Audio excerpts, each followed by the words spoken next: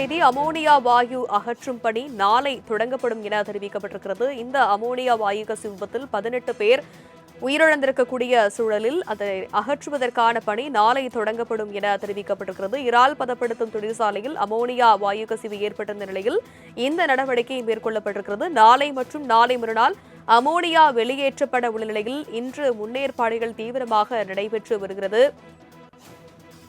விவரங்களை செய்தியாளர் சந்திரசேகர் உரைக்க கேட்கலாம். வணக்கம் சந்திரசேகர். அமோனியா வாயு அகற்றும் பணியானது நாளை தொடங்கப்படும் என தெரிவிக்கப்பட்டிருக்கக்கூடிய சூழலில் தற்பொழுது என்னென்ன ஏற்பாடுகள் எல்லாம் களத்தில் செய்யப்பட்டிருக்கிறது, விவரம் என்ன?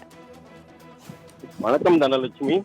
திருவள்ளூர் மாவட்டம் பெரியபாளையம் அடுத்த கன்னிகைப்பேர் பகுதியில் தனியார் கடல் உணவுகள் பதப்படுத்தும் தொழிற்சாலையில் கடந்த 21ஆம் தேதி அமோனியா வாயு கசிந்து 83 தொழிலாளர்கள் பாதிக்கப்பட்டனர்.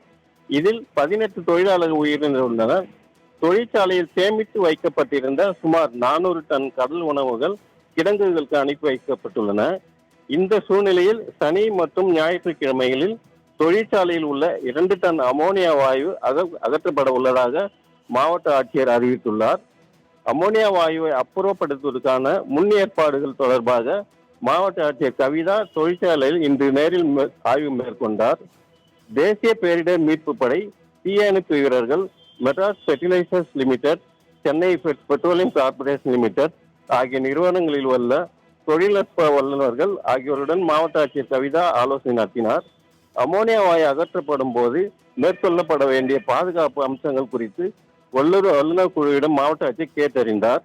தொடர்ந்து செய்தியாளர்களிடம் பேசிய மாவட்ட ஆட்சியர் கவிதா, அமோனியா வாயு கையாளுவதற்கான வல்லுநர் குழு, பாதுகாப்பு உபகரணங்கள் உள்ளிட்ட அனைத்தும் தயார் நிலையில் வைக்கப்பட்டுள்ளதாகவும் 500 கிலோமீட்டர் தூரம் வரை பாதுகாக்கப்பட்ட பகுதியாக அறிவித்து போக்குவரத்து தடை செய்து பொதுமக்கள் செல்ல தடை விதிக்கப்பட்டுள்ளதாக கூறினார். அருகே உள்ள தொழிற்சாலை, பள்ளி, அங்கன்வாடிக்கும் நாளை விடுமுறை அளிக்க அறிவுறுத்தப்பட்டுள்ளதாக கூறினார். 300 மீட்டர் சுற்றளவில் குடியிருப்புகள் எதுவும் இல்லை என்றும், இருந்த போதும் சுற்றுப்பகுதியில் உள்ள பொதுமக்கள் வீண் அச்சம் கொள்ள வேண்டாம், பதற்றம் அடைய வேண்டாம் என ஆட்டோ மூலம் அறிவிக்கப்பட்டுள்ளதாக கூறினார்.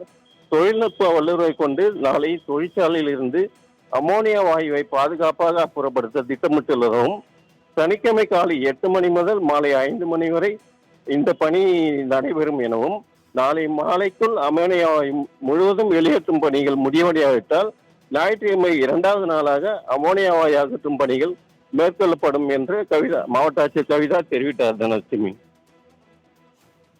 விவரங்களுக்கு நன்றி சந்திரசேகர்.